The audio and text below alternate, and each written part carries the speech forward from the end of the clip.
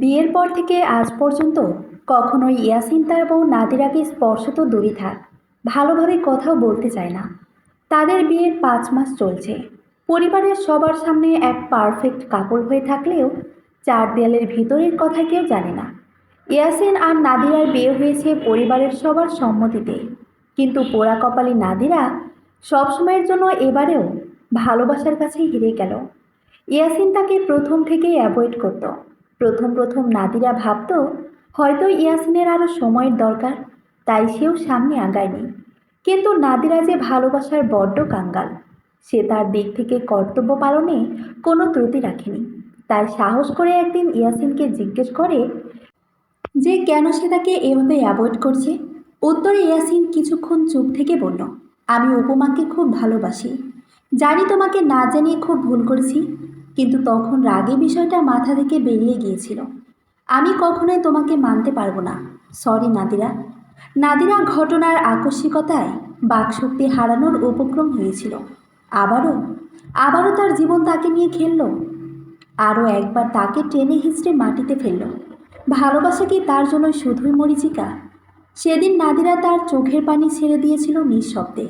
ইয়াসিনকে শুধু একবার বলেছিল, আমাকে কি একবার উপমার জায়গাটা দেওয়া যায়?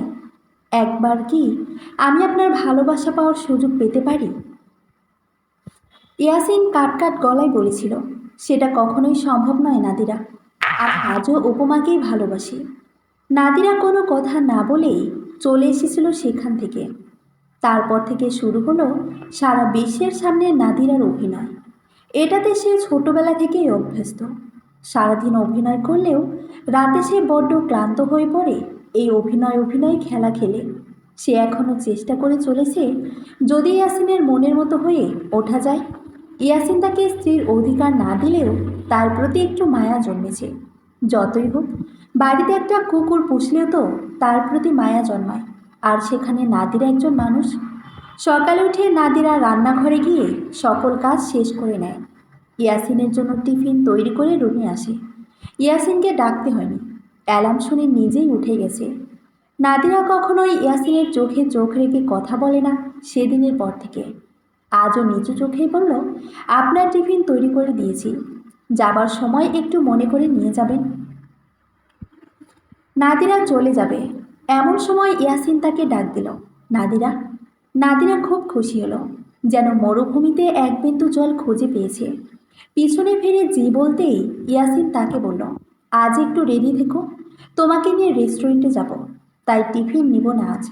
নাদিরা যে কী পরিমাণ খুশি হয়েছে তা তার চেহারা দেখেই বোঝা যাচ্ছে। খুশি মনেই বলল, আমি রেডি হয়ে থাকব। ইয়াসিন মুচকি হেসে বেরিয়ে যায়। সারাদিন আজ নাদিরা খুব খুশি হয়ে সব কাজ করেছে। তার শাশুড়ি মা অনেকবার জিজ্ঞাসা করে কি হয়েছে, সেও খুশি হয়ে বলে আজ তাকে নিয়ে ইয়াসিন বাইরে যাবে। ইয়াসিনের মাও খুব খুশি হয়েছেন শুনে। সন্ধ্যায় নাদিরা তৈরি হয়ে বসে আছে ইয়াসিনের অপেক্ষায়।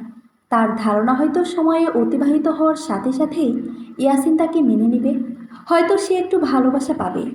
ইয়াসিন বাসায় আসতে দেখে নাদিরা রেডি হয়ে আসে। সে মুচকি হেসে ফ্রেশ হতে চলে যায়। তারপর দুজনেই বেরিয়ে পড়ে। একটা রেস্টুরেন্টে বসে আছে ইয়াসিন আর নাদিরা।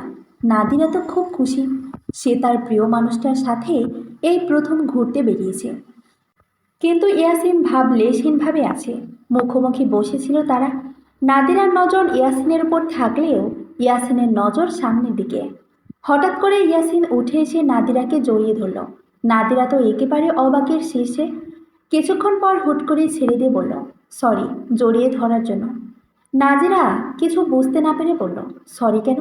ইয়াসিন ঠিকঠাক হয়ে বসে বলল, আসলে উপমাকে দেখতেই আজ তোমাকে এখানে নিয়ে এসেছি। ও আর আমার ঝগড়া চলছে তো, তাই ওকে জেলাস ফিল করানোর জন্যই এত কিছু বলে ইয়াসিন কফিতে চুমুক দিল।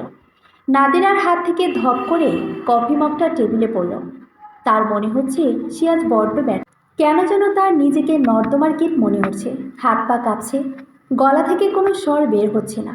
তাও খুব কষ্টে বলল, আমাকে কি আরও নাটক করতে হবে? ইয়াসিন ডানে বামে মাথা নাড়ালো। নাদিরা আবারও বলল, চলুন তাহলে বাসায় যাই। ইয়াসিন অবাক হয়ে বলল, সে কি, কিছু খাবে না? কিছুই তো খেলে না। নাদিরা জোরপূর্বক হেসে বলল, আমার পেট মন সব ভরে গেছে, হয়তো গলাতে আর কিছু নামবেও না। চলুন বাসায়। ইয়াসিন আর জোর করেনি, চুপচাপ নাদিরাকে নিয়ে বাসায় চলে এসেছে। নাদিরাকে তার শাশুড়ি জিজ্ঞাসা করলে বলে সে খেয়ে এসেছে, কিছু খাবে না। ইয়াসিন রাতে খাবার খেয়ে রুমে এসে দেখে নাদিরা রুমে নেই। এগিয়ে দেখে সে বারান্দার গ্রিলে মাথা ঠেকিয়ে আছে। কৌতূহল বশত সে গিয়ে নাদিরার পাশে গিয়ে দাঁড়াতেই অনুভব করলো নাদিরার শরীর থরথর করে কাঁপছে। সোডিয়ামের হলদে লাইটে তার চোখের পানি স্পষ্ট। ইয়াসিনের একটু খারাপ লাগলো। ইয়াসিনের উপস্থিতি টের পেয়ে নাদিরা ইয়াসিনের দিকে না ফিরেই বলল, আমাকে আর কখনো আজকের মতো নাটক করাতে নেবেন না প্লিজ, এটা আমার অনুরোধ। আর যদি উপমাকে বিয়ে করার জন্য ডিভোর্স লাগে আমাকে জানাবেন, তবু এমন আর করবেন না প্লিজ, দোহাই লাগে। নাদিরা কথাগুলো বলে রুমে চলে আসে। ড্রয়ার থেকে তার মেডিসিনগুলো নিয়ে নেয়। হ্যাঁ, এবার শান্তি। হয়তো এখন একটু শান্তিতে ঘুমাতে পারবে। ইয়াসিন বারান্দা থেকে রুমে এসে দেখে বিছানার এক কোণে ঘুমিয়ে আছে নাদিরা। সে ফ্রেশ হয়ে সোফায় ঘুমিয়ে পড়ল। পরপরই তার মোবাইল বেজে উঠল।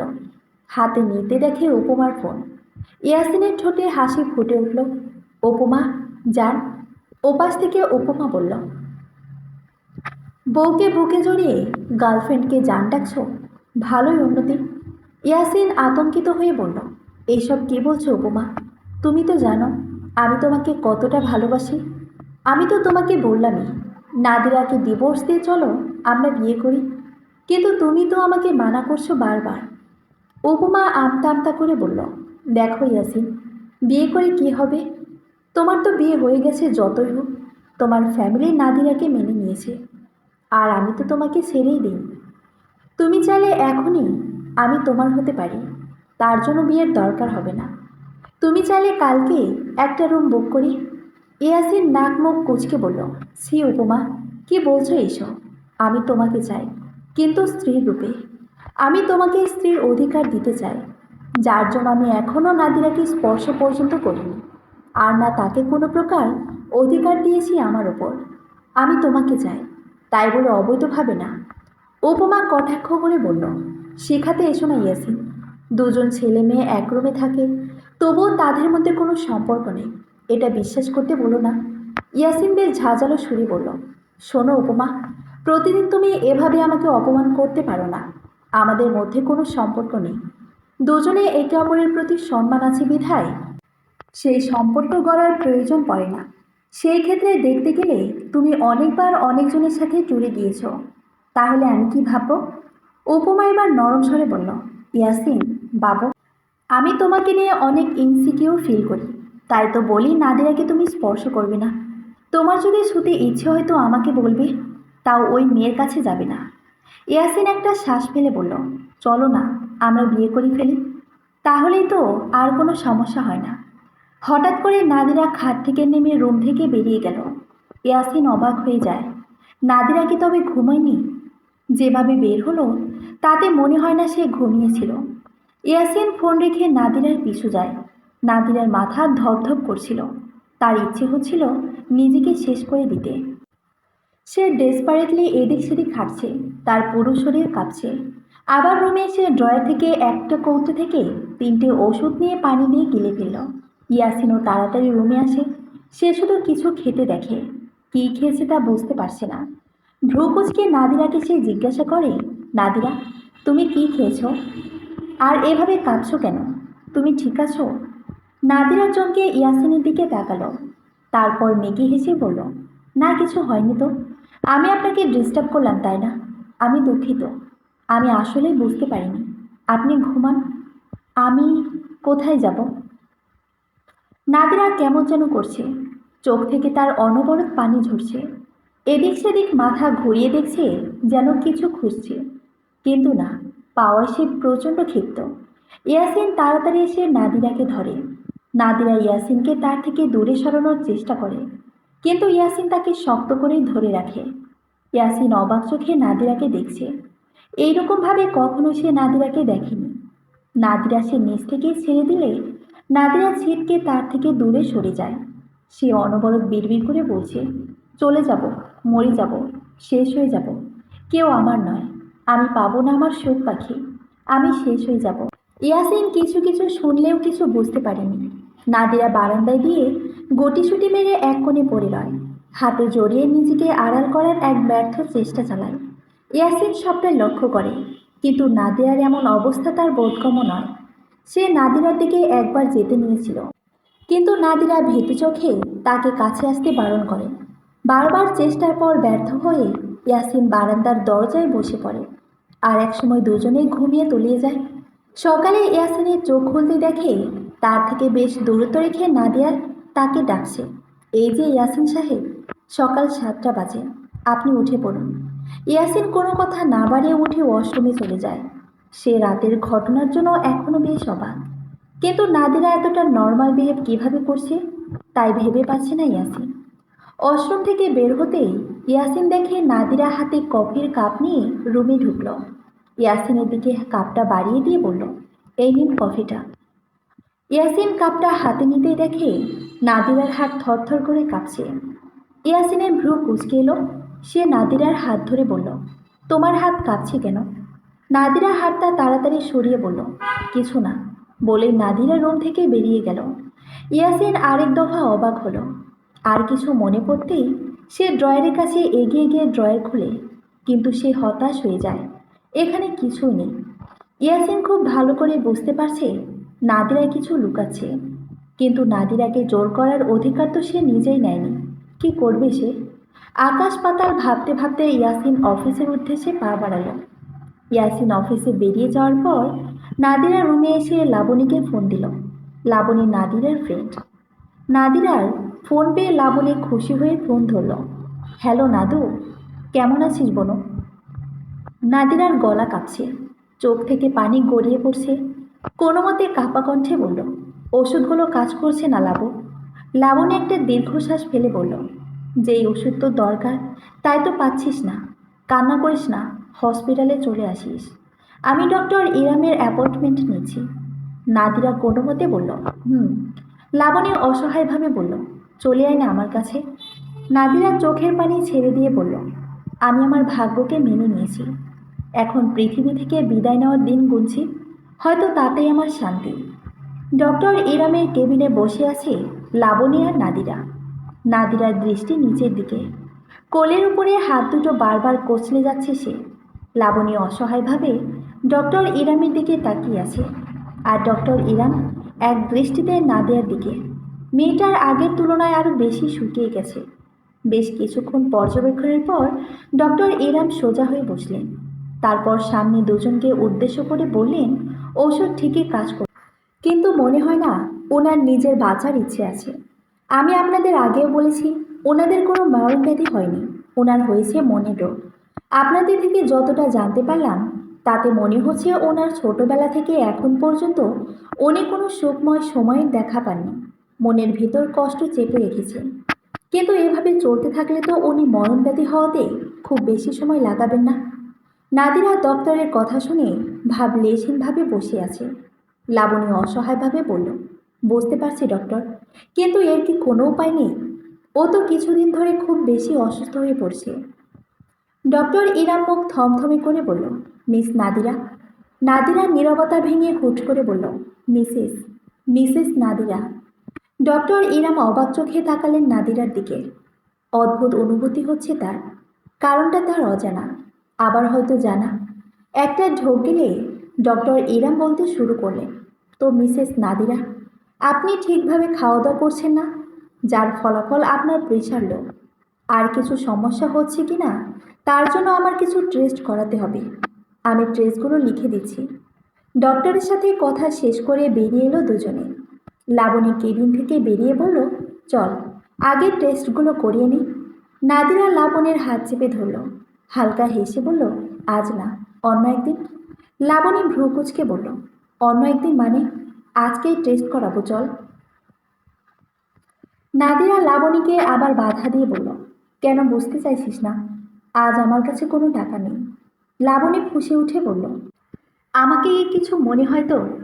নাদিরা উত্তরে বলল, সেটা বললে হয় না লাবু, আমি তো তোর টাকাতেই ডক্টর দেখিয়েছি। আর ঋণী করিস না আমায়। সব সম্পত্তি মামাদের দখলে, চাইলেও কিছু করতে পারবো না। এখন আমার ব্যবস্থা আমাকেই করতে হবে। লাবণী বিরক্তির সুরে বলল, আমার টাকা না হয় নিবি না, আমি পর বলে। তা তোর হাজবেন্ডের তো কম টাকা নেই, সে তোর খরচ নেয় না? নাদিরা তাচ্ছিল্য হেসে বলল, যেই মানুষটা আমার নয়, যার প্রতি আমার কোনো অধিকার নেই, তার টাকার প্রতি কিভাবে অধিকার জমায়? লাবণী ভ্রুকুচকে বলল, তাই বলে? লাবণীকে কথার মাঝখানে থামিয়ে নাদিরা বলল, এখন চল, এখানে আর ভালো লাগছে না, দম বন্ধ হয়ে আসছে। লাবণী ক্ষুণ্ণ মনে নাদিরাকে নিয়ে হসপিটাল থেকে বের হলো। ইয়াসিন আজকে অফিস থেকে তাড়াতাড়ি ছুটি নিয়ে বেরিয়েছে। উদ্দেশ্য উপমার সাথে দেখা করতে যাবে। রাস্তায় যাওয়ার সময় সে নাদিরাকে দেখলো, সাথে লাবণীকেও। বিয়েতে লাবণী উপস্থিত ছিল বিধে তাকে চিনতে খুব একটা কষ্ট হয়নি, কিন্তু বুঝতে পারল না তারা হসপিটাল থেকে কেন বেরিয়েছে। তাদের কাছে যাবে তার আগেই দুজনে একটা রিকশায় উঠে গেল। ইয়াসিনের সন্দেহ হলো, হাত ঘড়িটায় চোখ বুলিয়ে চলল অন্য রাস্তায়। বাসায় গিয়ে জানা যাবে আসলে কি হয়েছে। কিন্তু বিষয়টা যে নাদিরাকে ঘিরে তা বেশ ভালো মতোই বুঝতে পারছে ইয়াসিন। রিকশায় নাদিরা লাবণীকে বলল, লাবু, আমার কাজ দরকার। পেপার থেকে আর ইন্টারনেট থেকে কিছু কাজের বিজ্ঞাপন পেয়েছি, একটু যাবি আমার সাথে? লাবণী কিছু বলবে তার আগেই নাদিরা বলল, শুধু হ্যাঁ বা না। ব্যর্থ হয়ে লাবণী হ্যাঁ বলল। নাদিরার আত্মসম্মানবোধ প্রখর। লাবণী খুব ভালো করে বুঝতে পারছে যে ইয়াসিনের থেকে নাদিরা কোনো প্রকার ফাইন্যান্সিয়াল হেল্প নেয়নি, আর না ভবিষ্যতে নেওয়ার ইচ্ছে তার আছে। রিক্সা থামলো একটা 5 স্টার হোটেলের সামনে। নাদিরা ফোনে একবার চোখ বুলিয়ে দেখলো ঠিকানা ঠিক আছে নাকি। হ্যাঁ, এটাই ঠিকানা। দুজনে এগিয়ে গেল। ভেতরে গিয়ে নাদিরা আর লাবণী রিসেপশনের দিকে এগিয়ে গিয়ে জিজ্ঞাসা করলো কাজের বিষয়ে। হঠাৎ নাদিরার চোখ পড়ল 10 নম্বর টেবিলে। বেশ কিছুক্ষণ পর্যবেক্ষণ করল। হঠাৎ তার প্রচণ্ড খারাপ লাগছে, মাথাটা ভনভন করে ঘুরছে, দাঁড়িয়ে থাকার শক্তিটুকু পাচ্ছে না। কোনো মতে লাবণের হাত চেপে ধরল সে। চোখ থেকে পানি বেয়ে পড়ছে। কোনো মতে বললে, লাবণ চল এখান থেকে, ভালো লাগছে না। লাবণী বুঝতে পারল না আসলে কি হয়েছে। এ তো ভালো ছিল মেয়েটা। আসল ঘটনা বুঝতে পারল সামনে তাকিয়ে। কোনো মেয়ে সহ্য করতে পারবে না তার স্বামী অন্য একটা মেয়ের হাত ধরে থাকবে, এতটা কাছাকাছি থাকবে, খাইয়ে দিবে। লাবণী ইয়াসিনদের কাছে যেতে নিলে নাদিরা তার হাত ধরে ফেলে। উপমা নাদিরাকে দেখে ভ্রু কুঁচকে ফেলে। উপমাকে ভ্রু কুঁচকাতে দেখে ইয়াসিন পেছন ফিরে নাদিরাকে দেখে। সে বেশ চমকে যায়। চেয়ার ছেড়ে উঠতে নেবে, তার আগে নাদিরা লাবণীর হাত ধরে বাইরে চলে যায়। ইয়াসিন তাকিয়ে থাকে তাদের যাওয়ার পানে। নাদিরার হাত পা কাঁপছে। খুব কষ্টে বাসায় এসে হাতে ব্যাগ রেখে ওয়াশরুমে গিয়ে বমি করতে থাকে। মনে মনে ভাবতে থাকে আর কত কষ্ট তাকে সইতে হবে। এর কি লাঘব কখনোই ঘটবে না? হ্যাঁ, ঘটবে। কষ্টও দূর হবে তার জীবনে, সুখ পাখিটাও খোঁজ মিলবে, কিন্তু তা দেখার জন্য হয়তো সে থাকবে না। ইয়াসিন বাসায় ফিরে নাদিরাকে রুমে দেখতে পায় না। ওয়াশরুমে পানির আওয়াজ পেয়ে স্বস্তির নিঃশ্বাস ফেলে। ইয়াসিন খাটে বসে। 10 মিনিট হয়ে গেল এখনো নাদিরা ওয়াশরুম থেকে বের হচ্ছে না।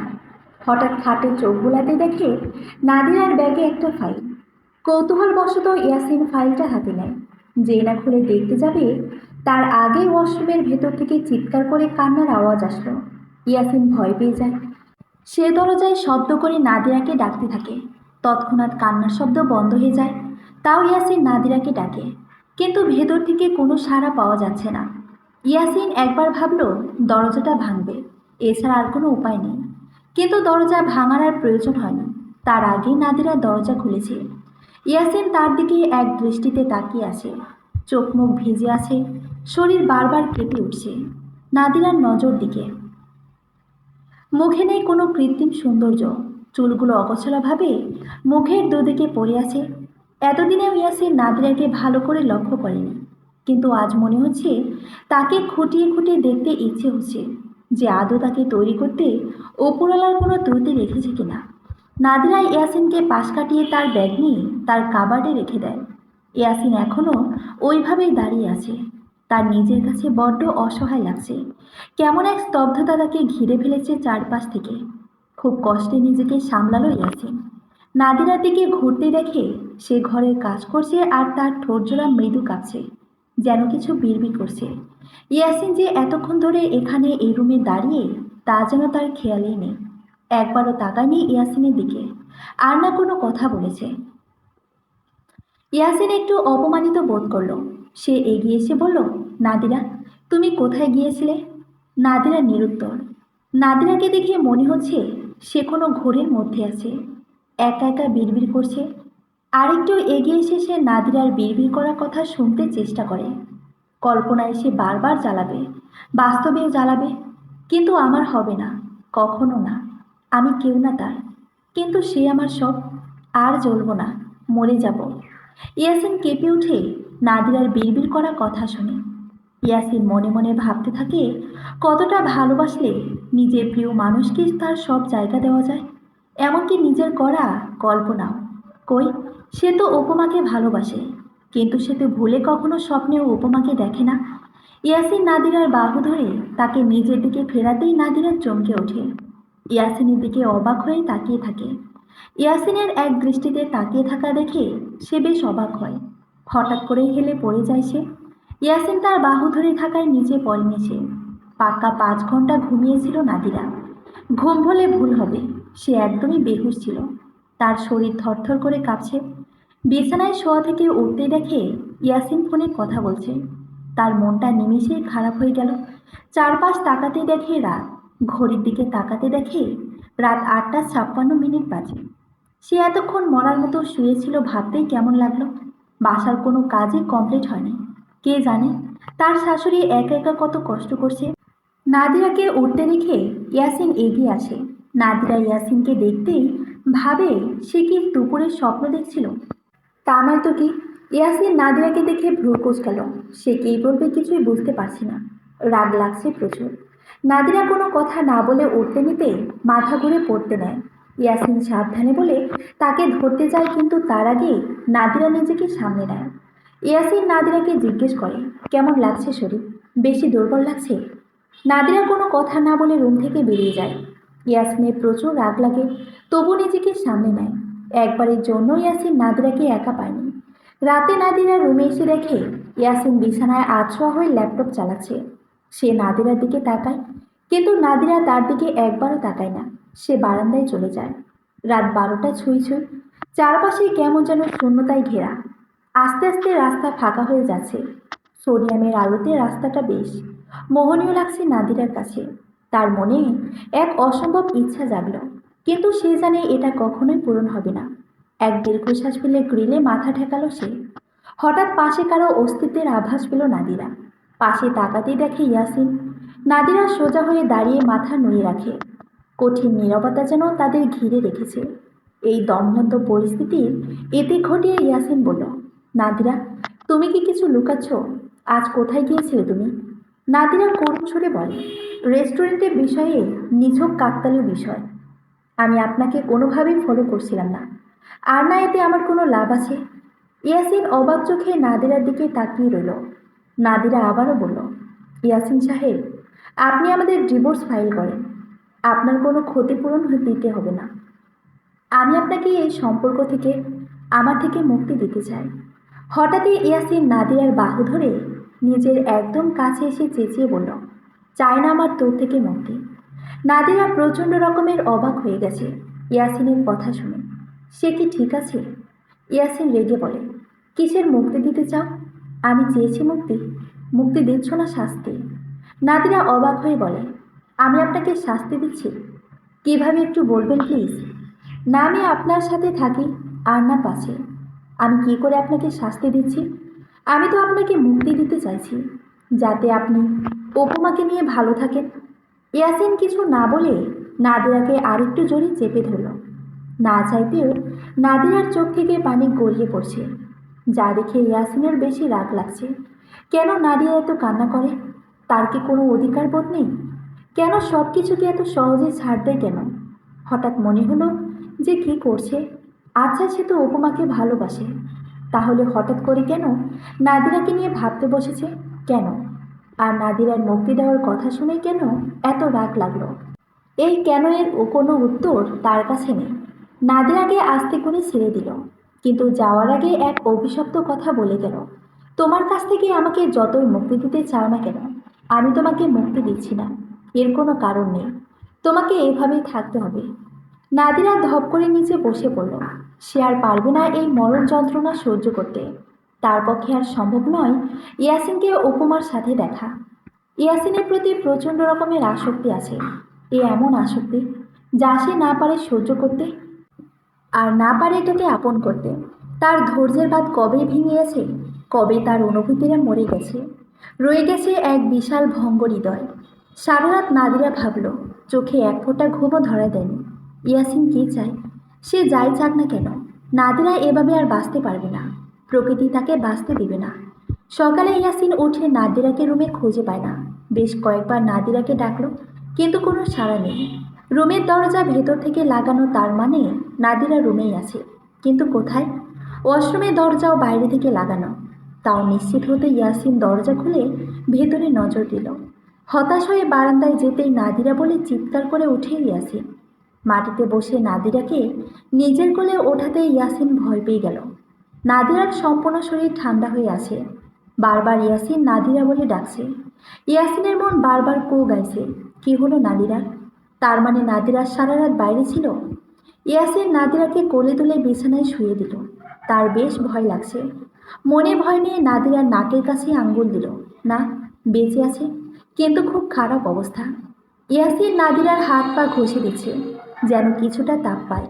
নাদিরার অবস্থার উন্নতি না দেখে ইয়াসিন সিদ্ধান্ত নিল হসপিটালে নিয়ে যাবে। এর মধ্যে বাসার সবাই মোটামুটি ব্যাপারটা জেনেছে। ইয়াসিন বারবার হসপিটালে ফোন দিয়ে খবর নিচ্ছে। তারপর নাদিরাকে কোলে নিয়ে নিজের গাড়ি করে বেরিয়ে পড়ল হসপিটালের উদ্দেশ্যে। বেশি দূর যেতে হয়নি। তাদের বাসা থেকে 20 মিনিটের পথ যেতেই হসপিটাল। সেখানে নিয়ে গেছে ইয়াসিন। ইয়াসিন নাদিরাকে নিয়ে ভেতরে যেতেই একজন ডক্টর এগিয়ে আসে। তাকেই ফোন করে রেখেছিল ইয়াসিন। নাদিরাকে ডক্টর বেডে শিফট করিয়ে ইয়াসিনকে ফর্ম পূরণ করতে বলে। ইয়াসিন ফর্ম পূরণ করে কেবিনে যায়। ডক্টরের সাথে কথা বলতে থাকে। নাদিরাকে আপাতত স্যালাইন দেওয়া হয়েছে। হঠাৎ একটা নার্স এসে ডক্টরকে বলে তার সাথে দেখা করার জন্য এক ডক্টর এসেছে। ডক্টর আবদুল্লাহ মনে করে বলেন তাকে ভেতরে আসতে। সে ভুলে গিয়েছিল আজ তার একটা ফাইল নিয়ে ডক্টর ইরামের সাথে মিটিং ছিল। ডক্টর ইরাম তার কেবিনে অনুমতি নিয়ে প্রবেশ করে। ডক্টর আবদুল্লাহ ডক্টর ইরামকে দেখে ইয়াসিনকে বলে, মিস্টার ইয়াসিন, আমি আপনার ওয়াইফের বিষয়ে আপনার সাথে পরে কথা বলছি। ইয়াসিন ইটস ওকে বলে বেরিয়ে যেতে নেয়, কিন্তু হঠাৎ থেমে যায় নাদিরার নাম শুনে। ডক্টর ইরাম বলে, আমার এক পেশেন্ট আছে, নাম নাদিরা তাবাসসুম। ডক্টর ইরামের কথা শুনে ডক্টর আবদুল্লাহ বেশ চমকে বললেন, এইমাত্র একটা পেশেন্ট ভর্তি হলো, তার নামও আদিরা তাবাসসুম। মিস্টার ইয়াসিন তারই হাজবেন্ড। ডক্টর ইরাম বললেন, আমার পেশেন্ট কাল চেক আপের জন্য এসেছিল, সেই সম্পর্কে কিছু কথা বলবো। ইয়াসিন কেবিন থেকে বেরিয়ে আসে। নাদিরার রুম নাম্বার 206। সেখানে গিয়ে নাদিরাকে এক পলক দেখে। ফোনের শব্দে তাকিয়ে দেখে উপমা নামটা ভেসে আসছে। ফোন কানে তুলে কথা বলতে থাকে সে। উপমা তার সাথে দেখা করতে চায় এক্ষুনি, কিন্তু নাদিরাকে এভাবে একা পেলে যাওয়ায় ইয়াসিনের মন সায় দিচ্ছে না। দেখো উপমা, এখন আমার পক্ষে আসা সম্ভব হচ্ছে না। নাদিরা হসপিটালে অ্যাডমিট, ওকে এভাবে ছেড়ে কী করে আসি? উপমা জেদ ধরে বলল, তুমি আসবে মানে এক্ষুনি আসবে, আমি অপেক্ষা করছি যান। ইয়াসিন উপমাকে কথার পিঠে আর না করতে পারেনি। সে চলে গেল উপমার সাথে দেখা করতে। আর নাদিরা পড়ে রইল সাদা বিছানায়। তার চোখের কোনা বেয়ে অবিরাম ধারায় জল গড়িয়ে পড়ছে। দুই ডক্টর কেবিনে বসে কথা বলছে। হঠাৎ একজন নার্স এসে ডক্টর আবদুল্লাহকে বললেন, ডক্টর, 206 নম্বর কেবিনের পেশেন্ট অনেক হাইপার হয়ে যাচ্ছে, তার শরীর প্রচণ্ড কাঁপছে, আপনি একটু আসুন। ডক্টর আবদুল্লাহ ও গড বলে কেবিনের দিকে রওনা হলেন। ডক্টর ইরামও তার পিছু নিলেন। তিনি পেশায় একজন ডক্টর, চাইলেও এখানে বসে থাকা তার পক্ষে সম্ভব হচ্ছে না। তার বুকে অজানা ব্যথা হচ্ছে। যত সে 206 নম্বর কেবিনের দিকে যাচ্ছে, তার অস্থিরতা তত বাড়ছে। ডক্টর আবদুল্লাহ তাড়াতাড়ি কেবিনে গিয়ে প্রথমে নাদিরার প্রেশার চেক করলেন। লো প্রেশার, এর জন্যই হাত পা এত ঠান্ডা হয়ে আসছে। তাড়াতাড়ি ইঞ্জেকশন দিয়ে দিল। ডক্টর ইরাম সাদা বেডে নাদিরাকে দেখে চমকে গেল। আশেপাশে নাদিরার হাজবেন্ডকে না দেখে আরও বেশি চমকালো। নাদিরাকে দেখে দায়িত্বপ্রাপ্ত নার্সকে বলে যেন ইয়াসিন কেবিনে আসলে ডক্টর আবদুল্লার কেবিনে যায়। প্রায় ঘন্টা 2 পরে ইয়াসিন হসপিটালে আসে। নাদিরার কেবিনের নার্সকে নাদিয়ার কথা জিজ্ঞেস করায় তাকে ডক্টরের কেবিনে যেতে বলে। ইয়াসিন নার্সের কথা মতো ডক্টরের কেবিনে গিয়ে নক করে। ইয়াসিনকে ভেতরে যাওয়ার অনুমতি দিতেই সে ভেতরে প্রবেশ করে। ডক্টর আবদুল্লার সাথে সেই ডক্টরকে দেখে ইয়াসিন বলে, আমি কি পরে আসবো ডক্টর? ডক্টর ইনাম ইয়াসিনকে মানা করে বলে, না না, তার প্রয়োজন হবে না, আপনি বসুন, আমার আপনার সাথে কিছু কথা বলার আছে। ইয়াসিন ভ্রু কুঁচকাল। একজন অচেনা ব্যক্তি, তার সাথে কি কথা? ইয়াসিন সম্মতি দিয়ে বসল। ডক্টর ইরাম কোনো সংকোচ ছাড়াই ইয়াসিনকে জিজ্ঞাসা করল, মিসেস নাদিরাকে যে টেস্টগুলো দিয়েছিলাম সেগুলো কি কমপ্লিট হয়েছে? আর রাতে কি উনি প্রেসক্রাইব করা ওষুধগুলো নেননি? তা না হলে তো এভাবে অসুস্থ হয়ে পড়ার কথা না। ইয়াসিন আরেক দফা অবাক হলো। কিসের টেস্ট, কিসের ওষুধ? ডক্টর আবদুল্লাহের কেবিনে ডক্টর ইরামের মুখোমুখি থমথমে হয়ে বসে আছে ইয়াসিন। তার নিজেকে এই পৃথিবীর নিকৃষ্টতম প্রাণী মনে হচ্ছে। ইয়াসিনের এমন ভোলা ভালা ব্যবহার কিছুতেই মেনে নিতে পারছে না ডক্টর ইরাম। তার চোখ মুখে রাগ ফুটে আছে। বেশ ঝাঁঝালো গলায় বলল, আপনার মতো কেয়ারলেস হাজবেন্ড আদৌ দেখেছি কিনা সন্দেহ আছে। আপনার ওয়াইফ একজন মানসিক রোগী, আপনি জানেন? ইয়াসিন অবাক চোখে ডক্টর ইরামের দিকে তাকালো। না, আমি জানতাম না। নাদিরাকে ওষুধ খেতে দেখে কয়েকবার জিজ্ঞাসা করেছি, কিন্তু ও আমাকে কিছুই বলেনি। ডক্টর ইরাম চটে গিয়ে বললেন, কেমন স্বামী আপনি? আপনার কোন অধিকার বোধ নেই? ইয়াসিন কথা ঘুরিয়ে বলল, নাদিরার ঠিক কি হয়েছে বলবেন? ডক্টর ইরামের ইচ্ছে হচ্ছিল এখানে ইয়াসিনকে পুঁতে দিতে, কিন্তু সেই নিরুপায়। টেবিলে জোরে একটা শব্দ করে সে উঠে জানালার পাশে দাঁড়ালো।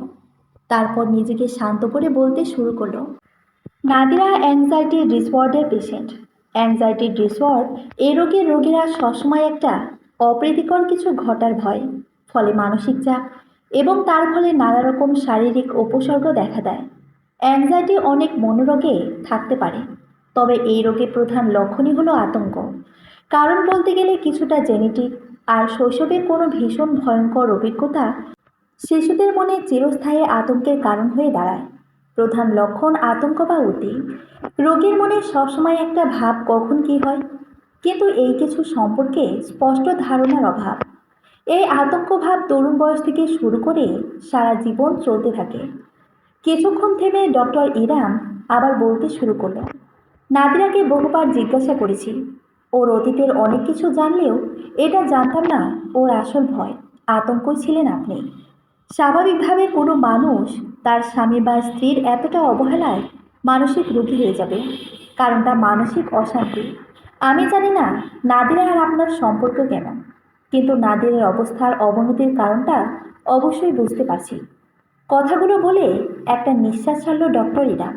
তার বড্ড কষ্ট হচ্ছে, কিছু না পাওয়ার কষ্ট, কিছু হারবার কষ্ট, আর তার একতরফা ভালোবাসাকে কষ্টে দেখে তার আরও বেশি কষ্ট হচ্ছে। চোখ বন্ধ করে দাঁড়িয়ে রইল জানালার পাশে। নাদিরার কেবিনের সামনে বসে আছে ইয়াসিন। লাবণী খবর পেয়ে এসেছে। নাদিরাকে এইভাবে দেখে সে একদম ভেঙে পড়েছিল। লাবণীর হাজবেন্ড তাকে সামলেছে। লাবণী নাদিরার ছোটবেলার বেস্টফ্রেন্ড। তার খুঁটিনাটি সবই সে জানে। ইয়াসিনের পাশে লাবণীর হাজবেন্ড মিস্টার রিশাদ বসা। সে ইয়াসিনকে উদ্দেশ্য করে বলল, লাবণী নাদিরার ব্যাপারে খুব বেশি পসেসিভ, আর নাদিরা আমার কাছে আমার ছোট বোনের মতো। আপনাদের সম্পর্ক স্বাভাবিক না জেনে লাবণী অনেকবার নাদিরাকে বলেছে আমাদের কাছে চলে আসতে, কিন্তু সে আসেনি। হয়তো আপনার প্রতি তার ভালোবাসাটা ছিল পিছুটান। সে আপনাকে বড্ড বেশি ভালোবাসে। ইয়াসিন কোনো কথা বলেনি, সে শুধু শুনেছে। আজ তার ভুলেই তাকে কথা শুনতে হচ্ছে। এর মধ্যে নাদিরার কেবিন থেকে বেরিয়ে আসে লাবণী। নাদিরার স্যালাইন শেষ, তাকে এখন টেস্ট করাতে নিয়ে যাবে। লাবণী এসে ইয়াসিনের সামনে দাঁড়িয়ে কাট কাট গলায় বলল, অনেক করেছেন আমার বোনের জন্য, আর আপনার সময়ের প্রয়োজন হবে না, আপনি আসতে পারেন। ইয়াসিন অবাক চোখে লাবণীর দিকে তাকায়। আমি কেন চলে যাব?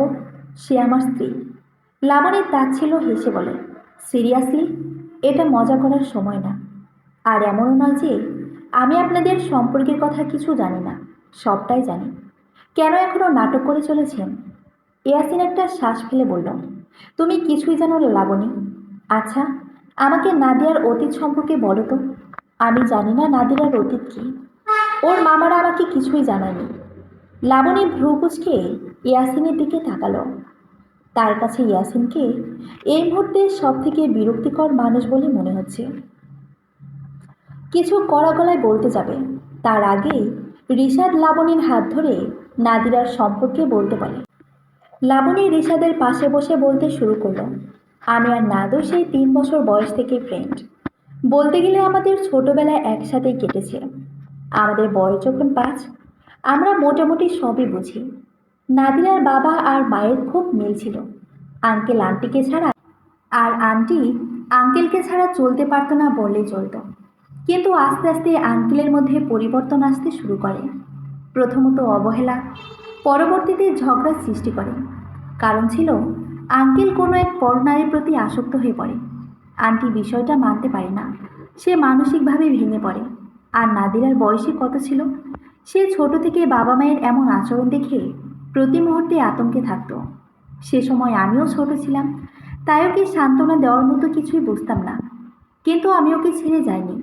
ছোট থেকেই ওর ভালোবাসার কাঙ্গাল। এক মুহূর্ত আঙ্কেল আর আন্টির ডিভোর্স হয়ে যায়। যদিও আন্টি খুব নরম মনে ছিল, সে আঙ্কেলকে প্রচণ্ড ভালোবাসত। আঙ্কেলকে ডিভোর্স দিতে চায়নি, কিন্তু আঙ্কেল এক প্রকার জোর করে ডিভোর্স নেয়। কিন্তু হয়তো নিয়তি অন্যরকম ছিল। ডিভোর্সের পরপরই আন্টি হার্ট অ্যাটাক করে আর আঙ্কেলের অ্যাক্সিডেন্ট হয়। আর দুজনই একই দিনে পৃথিবী ত্যাগ করে। তারপর থেকেই নাদিরা আস্তে আস্তে ট্রমার মধ্যে চলে যায়। নাদিরার দায়িত্ব তার মামারা নিলেও কোনো দায়িত্ব তারা পালন করেনি। তাদের লোভ ছিল নাদিরার সম্পত্তির প্রতি। আপনাদের বিয়ের সময় নাদিরাকে লোভ দেখানো হয় কিসের জানেন? ওকে বলা হয় সে তার কাঙ্ক্ষিত ভালোবাসা আপনার থেকে পাবে। আপনি তাকে ভালোবাসেন। নাদিরা বড্ড বোকা। সে আপনার ভালোবাসার লোভে নিজের সব সম্পত্তি তার মামাদের নামে করে দেয়। আর বিয়ের পর আপনি ওকে শূন্য হাতে ফিরিয়ে দেন। বোকাটার কাছে না রইল একুল, না রইল ওকুল। বিয়ের পর থেকে ওর মানসিক সমস্যা আরও বেশি দেখা দেয়। কারণটা নিশ্চয়ই অজানা নয়। লাবণী বলার আগেই মাথা নিচু করে ইয়াসিন বলে, আমার অবহেলা। লাবণী তাচ্ছিল হেসে বলে, বুঝতে পারছেন আপনি? মনে মনে ইয়াসিন একটা কথাই বলে সে সবটা বলবে নাদিরাকে। নাদিরার বেডের পাশে একটা টুল নিয়ে বসে আছে ইয়াসিন। আজ সে তার ভুল বুঝতে পারছে। নাদিরার বাম হাতটা নিজের দুহাতের মুঠোয় নিয়ে নিজের কপালে ঠেকালো। তার চোখ থেকে না চাইতেও পানি গড়িয়ে পড়ল গাল বেয়ে। তার কণ্ঠস্বর মৃদু কাঁপছে, জানো নাদিরা, আমি হয়তো কোনো পণ্য করেছি যার উপহার স্বরূপ আল্লাহ তোমাকে আমায় দিয়েছে। কিন্তু কথায় আছে না, দাগ থাকতে দাঁতের মর্ম না বোঝা। আমার ক্ষেত্রেও তাই হয়েছে। আমি আমার জীবনে তোমার গুরুত্ব বুঝতে পারিনি। হ্যাঁ, উপমাকে নিয়ে আমি আসলেই সিরিয়াস ছিলাম, কিন্তু সেটা যে আমার ভালোবাসা ছিল না তা আমি আজ বুঝতে পারলাম। জানো নাদিরা, আমি আজও তোমাকে একলা পেলে উপমার সাথে দেখা করতে গিয়েছিলাম। আমি জানি আমি ভুল করেছি। আজ উপমা আমার সাথে প্রেম করতে ডাকেনি। সে আমার বেস্ট ফ্রেন্ডের সাথে মিলে আমাকে ধোঁকা দিয়েছে, তন্ময়ের সাথে রিলেশনশিপে গিয়েছে। ইয়াসিন হালকা হাসলো, আবার বলতে শুরু করলো, কিন্তু উপমা যে আমাকে ছেড়ে দিয়েছে তাতে আমার কষ্ট হওয়া উচিত ছিল। কিন্তু বিশ্বাস করো, একটুও কষ্ট হয়নি আমার। কেন বলো তো? কথাটা বলে ইয়াসিন একটু থামল। চোখ বোঝা অবস্থায় আবার বলল, আমার কষ্ট হয়েছে, কিন্তু উপমা আমার জীবন থেকে চলে যাওয়া নয়, তোমার অতীতের গল্প শুনে। আর সবচেয়ে বেশি নিজেকে অপরাধী মনে হয়েছে, কারণ তোমার এই অবস্থার জন্য কোনো না কোনোভাবে আমিও দায়ী। কিন্তু আমি আর তোমাকে কষ্ট পেতে দেব না। আজ থেকে তোমার প্রাপ্য সকল অধিকার, সকল সম্মান আমি দেব। এই 5 মাসে যত অবহেলা করেছি তার চেয়ে বেশি ভালোবাসবো। তুমি শুধু আমাকে ছেড়ে যেও না প্লিজ। কথাটা বলেই ইয়াসিনের শরীর মৃদু কেঁপে উঠল, হয়তো কান্না করতে চাইছে। নাদিরার সব রিপোর্ট চেক করছে ডক্টর ইরাম। নাদিরার সবই ঠিক আছে, শুধু হার্টবিট একটু বেশি। সেটা ওষুধ দিলে মোটামুটি ঠিক হয়ে যাবে। নাদিরার প্রধান সমস্যাটাই হলো ওর মানসিক ট্রমা। এখান থেকে ওকে বের করতে হবে। লাবণী ডক্টরের কেবিনে এসে নক করে। ডক্টর ইরাম লাবণীকে দেখে ভেতরে আসতে বলে। লাবণী বেশ অস্থির হয়ে জিজ্ঞাসা করলো, সব ঠিক আছে তো ডক্টর? নাদিরা ঠিক হয়ে যাবি তো? ডক্টর ইরাম সোজা হয়ে বসলেন। টেনশন করবেন না মিসেস লাবণী, আমি আগেও বলেছি নাদিরার কোনো মরণ ব্যাধি হয়নি, কিন্তু তাকে এই ট্রমা থেকে বের করতে হবে, এটাই আসল মেডিসিন। ডক্টর ইরাম একটু থেমে আবার সন্দেহহীন গলায় বলল, আচ্ছা, নাদিরার অতীত সম্পর্কে তো জানি, কিন্তু তার বর্তমান কেমন? নাদিরা কেন আমাকে বলতে চায় না? যতবার আপনি বলতে চেয়েছেন ততবার কেন ও বাহানা দিয়ে থামিয়ে দেয় আপনাকে? লাবণী ডক্টর ইরামকে নাদিরার সব কথাই বলে, যা শুনে ডক্টর ইরামের চোল শক্ত করে নেয়। অনেক হয়েছে আর না। ইয়াসিন মাথা তুলতে দেখে নাদিরার চোখ খোলা। তার মানে কি নাদিরা সবটা শুনেছে? নাদিরা ইয়াসিনের দিকে কঠিন চোখে তাকায়, ঝট করে হাতটা সরিয়ে নেয়। এই হাতেই স্যালাইন দেওয়া হয়েছিল, তাই হাতটা এভাবে টান দেওয়ার ফলে সে বেশ ব্যথা পায়। আহ করে উঠতে ইয়াসিন তাড়াতাড়ি নাদিরার হাতটা ধরে দেখতে নিলেই নাদিরা আবার সরিয়ে নেয়। ভ্রুকুচকে বলে, আমি নিজেকে সামলাতে পারি, আপনি এখানে আপনার সময় কেন অপচয় করছেন? ইয়াসিন করুণ মুখে বলল, আমি সময় অপচয় করছি না, সময়ের সদ্ব্যবহার করছি। এভাবে হাত নাড়িও না, ব্যথা পাবে। নাদিরা তাচ্ছিল হেসে বলল, কত ব্যথা পেয়েছি তার কোনো হিসেব নেই, আজ আর নতুন করে কি ব্যথা পাবো? ইয়াসিনের বুকটা ধক করে উঠল। মাথা নিচু করে নাদিরাকে সাহায্য করছে। নাদিরা, আমি সত্যি অনুতপ্ত নিজের কাজের জন্য। ক্ষমা চাওয়ার মতো মুখও আমি রাখিনি, কিন্তু একটা কথাই বলবো, একটা সুযোগ দাও, নিজেকে সম্পূর্ণ বদলে ফেলবো, শুধু একটা সুযোগ। নাদিরা জানালা দিয়ে বাইরে তাকিয়ে আছে। বাইরে ওই মেঘলা আকাশের দিকে তার চোখ স্থির। চোখের কোণে জমে থাকা পানিরা জানান দিচ্ছে যে কোনো সময় তারা টুপ করে বেয়ে পড়বে। আজ বাইরের ওই আকাশের মতো নাদিরার চোখ দুটো বড্ড অভিমানী হয়ে আছে। ঠোঁট দুটো থরথর করে কাঁপছে। বাইরের দৃষ্টি রেখে বলল, আজ উপমা আপনার জীবন থেকে না গেলে কি এই সুযোগটা চাইতেন? ইয়াসিন একটা দীর্ঘশ্বাস ফেলল। হয়তো চাইতাম, কিন্তু সময়টা আরও পরে হতো। সত্যি বলতে আমার ভিতর অনুভূতির সৃষ্টি হচ্ছিল, তা শুধু তোমার জন্য। উপমার জন্য যা হয়েছিল সবটাই আবেগ। তুমি হয়তো জানো না, উপমার সাথে আমার রিলেশনের 1 বছর হয়নি। আগে কোনো মেয়ের প্রতি আসক্ত আসেনি। উপমাকে দেখে ভালো লাগে, কিন্তু সেটা যে ভালোবাসা ছিল না তা আমি জানতাম না। আজ যখন সে আমাকে ছেড়ে যায়, আমার বিন্দুমাত্র কষ্ট হয়নি। কেন হয়নি তাও আমার অজানা। উপমার সাথে দেখা করতে গেলেও মনটা এখানেই পড়েছিল, কারণ তোমাকে অসুস্থ ফেলে গিয়েছিলাম। কিন্তু আজ যদি না যেতাম, উপমার সত্যিটা জানা হতো না। নাদিরা কিছু বলতে নেবে, তার আগেই কেবিনে আগুন ঘটে ডক্টর ইরামের। বেশ কঠিন গলায় সে ইয়াসিনকে উদ্দেশ্য করে বলে, আপনি যত তাড়াতাড়ি সম্ভব নাদিরাকে ডিভোর্স দিবেন। আমি নাদিরাকে বিয়ে করে আমার স্ত্রীর মর্যাদা দিতে চাই। ইয়াসিন, নাদিরা সহ কেবিনে উপস্থিত সকলেই অবাক হয়ে ডক্টর ইরামের দিকে তাকিয়ে থাকে। ইয়াসিন হতভম্ব হয়ে বসে আছে। মূলত সে এক অজানা ভয়ে ততস্থ। ইয়াসিন এবার মাথা ঘুরিয়ে নাদিরার দিকে তাকালো, আর নাদিরার দৃষ্টি এখনও ডক্টর ইরামের দিকে। তারপর কিছু একটা ভেবে বলল, আমি রাজি। ইয়াসিন বিস্ফোরিত চোখে নাদিরার দিকে তাকালো। নাদিরা মাথা নিচু করে বসে আছে। ডক্টর ইরামের ঠোঁটে হাসি, এক দৃষ্টিতে নাদিরার দিকে তাকিয়ে আছে। এদিকে ইয়াসিন তার দিকে তাকাতে দেখে সে নাদিরার দিকে তাকানো। ইয়াসিন নাক মুখ শক্ত করে উঠে দাঁড়িয়ে নাদিরাকে কভার করল, যাতে কোনোভাবেই নাদিরাকে ডক্টর ইরাম দেখতে না পারে। ইয়াসিনের এমন ব্যর্থ চেষ্টা দেখে খুব কষ্টে ডক্টর ইরাম তার হাসি থামালো। ইয়াসিনের দিকে পূর্ণ নজর দিয়ে হাত দুটো পকেটে পুরে নিয়ে বলল, আমাকেই আমার হবু স্ত্রীকে দেখতে দিচ্ছেন না? Very strange. ইয়াসিন কঠিন গলায় বলল, ও আমার বিয়ে করাবো, আর কিসের হবু স্ত্রী? আমি ডিভোর্সই দেব না। নাদিরা তেতে গিয়ে বলল, কেন দেবেন না ডিভোর্স? আপনার তো উপমা আছে, ওকে নিয়ে সংসার পাতেন যান। আমি তো ডক্টর ইরামকেই বিয়ে করব। ইয়াসিন করুণ চোখে তাকালো। সে মানতে পারছে না, কিন্তু নাদিরার এমন কঠিন কথাও সে শুনতে পারছে না। আসলেই তো মেয়েটা অনেক কষ্ট পেয়েছে তার জন্য। তাহলে কি তার নাদিরার জীবন থেকে সরে যাওয়া উচিত? হয়তো সে শুধু শুধুই অধিকার খাটাচ্ছে। হঠাৎ করে ইয়াসিন নাদিরাকে বলল, তুমি আসলেই সুখের প্রাপ্য। তুমি যখন চাও ডক্টর ইরামকে বিয়ে করতে, আমি মানা করব না। আমি আর তোমার পথের কাঁটা হতে চাই না। পারলে আমাকে ক্ষমা করো। কথাটা বলে আর এক মুহূর্ত অপেক্ষা করেনি ইয়াসিন। ছুটে বেরিয়ে গেছে হাসপাতাল থেকে। গন্তব্য তার জানা নেই। নাদিরা মন খারাপ করে বসে আছে সাদা বিছানায়। লাবণী এসে তার পাশে বসে। নাদিরাকে দেখে লাবণী একটা শ্বাস ছেড়ে বলে, দেখ, এমন মন খারাপ করে থাকিস না। তোর ভালোর জন্যই এমন করছি। সারা জীবন তুই তোর সুখ পাখির খোঁজ করে এসেছিস। আজ আর যখন তার দেখা পেয়ে যাচ্ছিস, তাহলে তো মন খারাপের কি আছে? ডক্টর ইরাম অনেক ভালো লোক, তোকে আসলেই ভালোবাসে। নাদিরা কিছু বলল না, চুপ করে রইল। তারপর মিনমিন গলায় বলল, লোকটাকে যে বড্ড ভালোবাসি। আমার কি করার? লাবণী হালকা হেসে বলল, কিন্তু সারা জীবন সুখের জন্য যে তোর এই স্যাক্রিফাইসটা করতে হবে। নাদিরা ছলছল চোখে লাবণীর দিকে তাকায়। আজ দুদিন হলো নাদিরাকে বাসায় আনা হয়েছে। সবাই নাদিয়া আর ডক্টর ইরামের বিয়ের কথা জানে।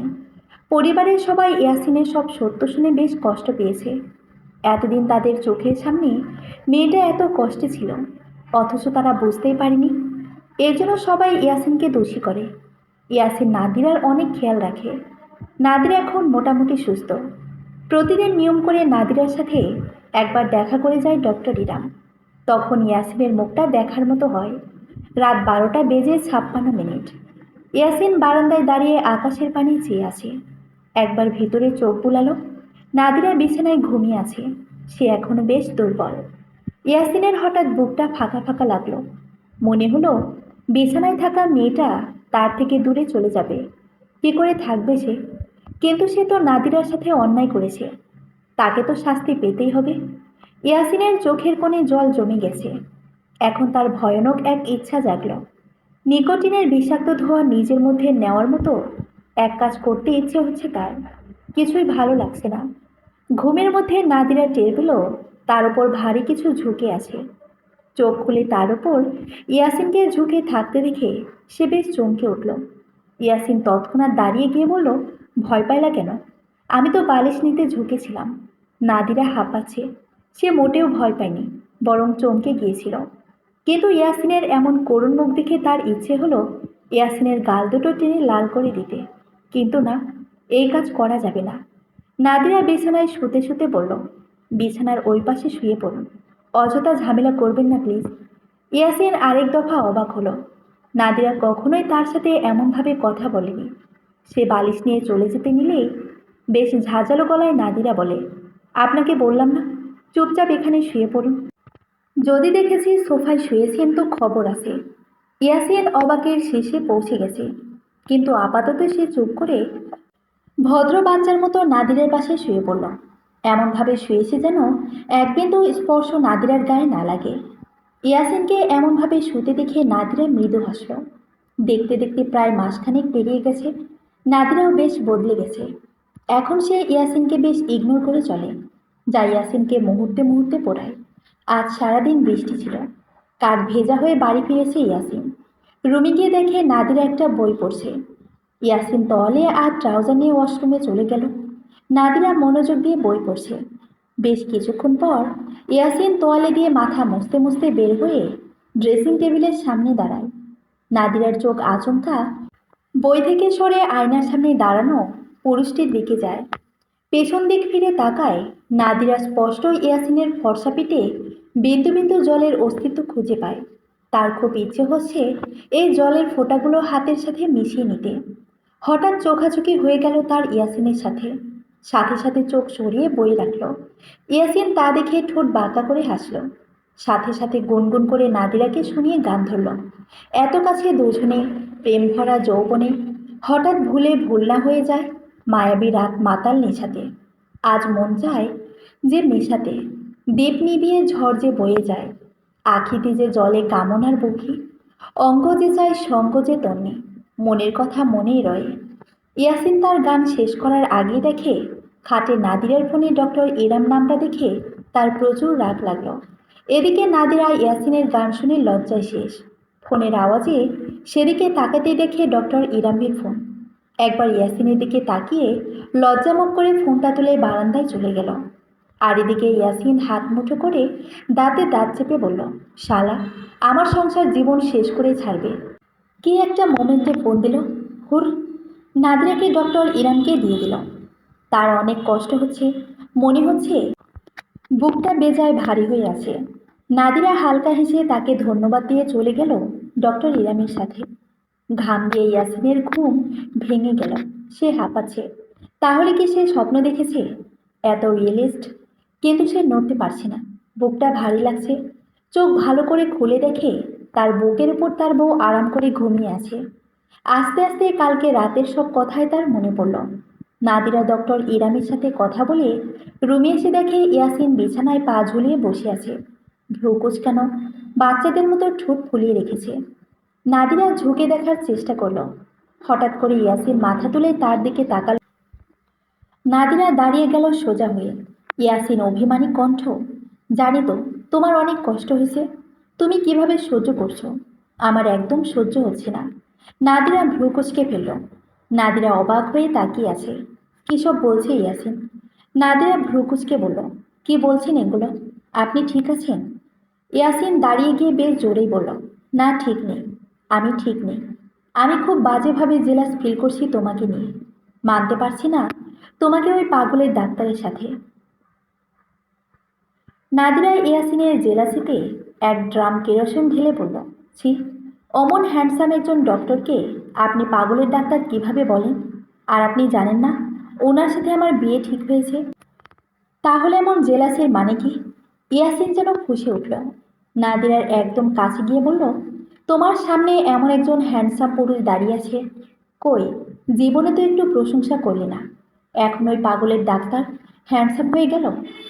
নাদিরা একটু পিছে গিয়ে ইয়াসিনের চোখের দিকে তাকিয়ে বলল, আপনি হ্যান্ডসাম? ইয়াসিন ভ্রু কুঁচকে বলল, কেন দেখনি আগে? নাদিরা তাচ্ছিল্য করে বলল, দেখতে দিয়েছেন কখনো?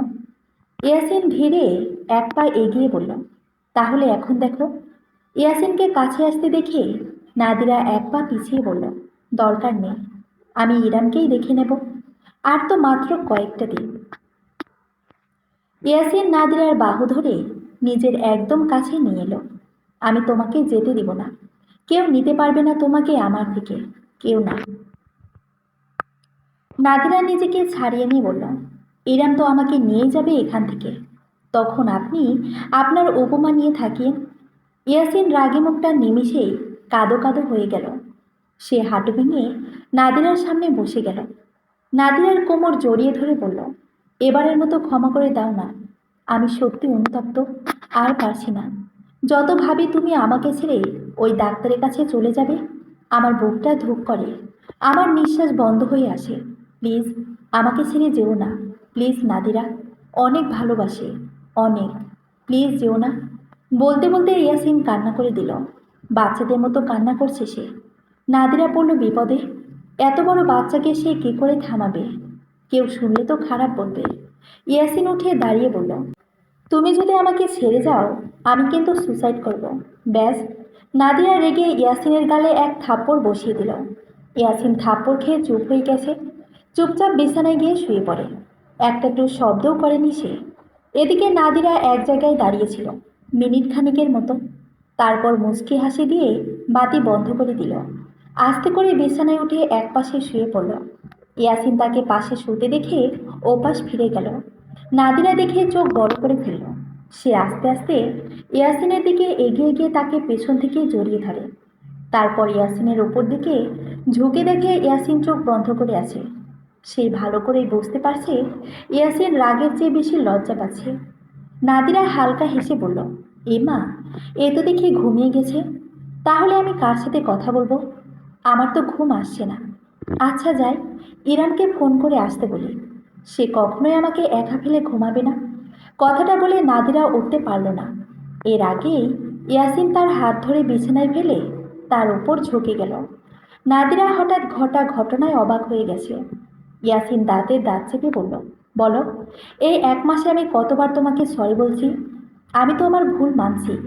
তার শুধরানোর একটা সুযোগ তো আমার প্রাপ্য, তাই নয় কি? নাদিরা হাঁ করে ইয়াসিনের দিকে তাকিয়ে আছে। আসলে কি সে ইয়াসিনের সাথে বেশি করে ফেলল?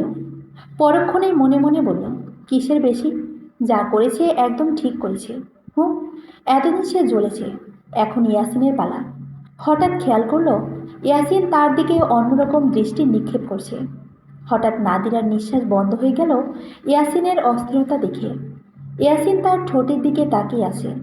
নাদিরা চোখ বন্ধ করে নেয়, তার ঠোঁট কাঁপছে। ইয়াসিনের হঠাৎ খেয়াল হলো সে কি করছে। হুট করে নাদিরার ওপর থেকে সরে উঠে বসল। ইয়াসিনকে সরে যেতে দেখে নাদিরা চোখ খুলে দেখে ইয়াসিন উঠে চলে যেতে নেয়। নাদিরা ইয়াসিনের হাত ধরে ফেলে।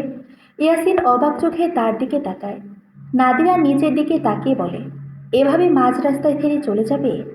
ইয়াসিন অবাকের শেষে। এই প্রথম নাদিরা তাকে তুমি করে বলেছে। নাদিরা ইয়াসিনের চোখের দিকে তাকায়। ইয়াসিনকে এভাবে দেখে সে বসা অবস্থায় উঠে ইয়াসিনকে জড়িয়ে ধরে। ইয়াসিনের গালে একটা চুমু দিয়ে বলে, কি আদর দিবে নাকি ডক্টর ইরামের কাছে যাব? ইয়াসিন নাদিরার কপালে ভালোবাসার পরও সেঁকে দিল। তারপর দুজন পরম সুখের সাগরে ডুবে গেল। তারপর নাদিরাকে তার বুকের উপর ঘুমাতে দেখে হালকা হাসল। এই মেয়েটাকে সে আগে ঠিকমতো খেয়ালই করেনি, নয়তো কি আর কাছের পিছনে ছুটত তার নিজ ঘরে হিরে রেখে। ইয়াসিন মনে মনে ঠিক করে নেয় যে আর কোনো কষ্টই সে নাদিরাকে পেতে দিবে না। নাদিরার প্রাপ্য সকল সুখ দেওয়ার চেষ্টা করবে। নাদিরার সুখ পাখিটার খোঁজ ইয়াসিনই এনে দেবে। নাদিরা ঘুম থেকে সজাগ হয়ে নিজেকে আজ নতুন জায়গায় আবিষ্কার করলো। সাথে সাথেই তার মধ্যে ভর করলো একরাশ লজ্জা। নাদিরাকে লজ্জা পেতে দেখে ইয়াসিনও হেসে দিল। আজ সকালটা ইয়াসিন আর নাদিরার জন্য এক শুভ সূচনার সকাল। শুক্রবার বিধায় ইয়াসিন আজ বাসায়। নাদিরা যেন আজ সারাদিন লজ্জা পেতে পেতে কাটবে। কারণ একটু পরপর এসে ইয়াসিন তাকে এটা সেটা বলে লজ্জা দিচ্ছে। কথার মাঝে নাদিরা ইয়াসিনকে বলল, আজ ডক্টর ইরাম আসবে বাসায়, তৈরি থেকো। ইয়াসিন চমকে গিয়ে বলল, কেন? বাসায় কেন আসবে? এই বিয়ে হবে না? তোমার আমার মধ্যে তো সব ঠিকই হয়ে গেছে, তো উনি কেন আমাদের বাসায় আসবে? আমি মানব না। নাদিরা ঠোঁট কামড়ে হাসি আটকে ইয়াসিনের গলা জড়িয়ে বলল, হায় রে জেলাসি, এত কিউট কেন তুমি? আর ডক্টর ইনাম আমাকে বিয়ে করতে না, আমার ওষুধ পাল্টে দিতে আসবে, তাই একেবারে ওনাকে দাওয়াত দিয়ে দিয়েছি। লাবণী আর রিশাদ ভাইয়াও আসবে। নাদিরা আবার ফিসফিস করে ইয়াসিনের কানে বলল, by the way, Labani is pregnant, 1.5 মাস। ইয়াসিন খুশি হয়েছে। সে নাদিরাকে জড়িয়ে নিয়ে বলল, আমরা আমাদের জনকে খুব দ্রুতই নিয়ে আসবো আমাদের কাছে। আমাদের ছোট্ট সুখ পাখি, যাকে দেখলেই আমাদের সব কষ্ট দূর হয়ে যাবে। নাদিরা লজ্জা পেয়ে হুম বলে। সমাপ্ত। শেষ হলো সুখ পাখির খোঁজে গল্পটার ছোট পথ চলা। এটা একটা ছোট গল্প ছিল। আশা করি সবার ভালো লেগেছে। আজ অন্ততপক্ষে কিছু মন্তব্য আশা করব আপনাদের থেকে। ধন্যবাদ।